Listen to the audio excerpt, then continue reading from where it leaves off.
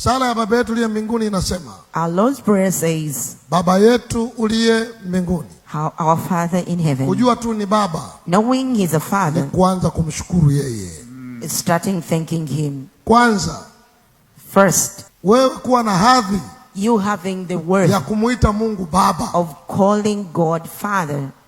Mapepo yanatafuta nafasi hiyo hayapati. The devils look for that chance, they cannot find it. Shetani anatafuta nafasi hiyo hapati. And Satan is looking for that chance, he cannot find it. Wachawi wanaona wivu kwa nafasi hiyo. And the wizards are jealous with that position. Kuita Baba, Baba. To call God Father.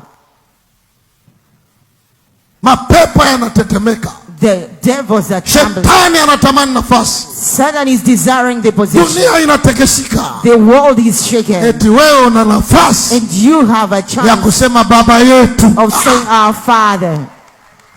Sio jambo la kushukuru. Is it not something to say thank you? Sema kwa sauti.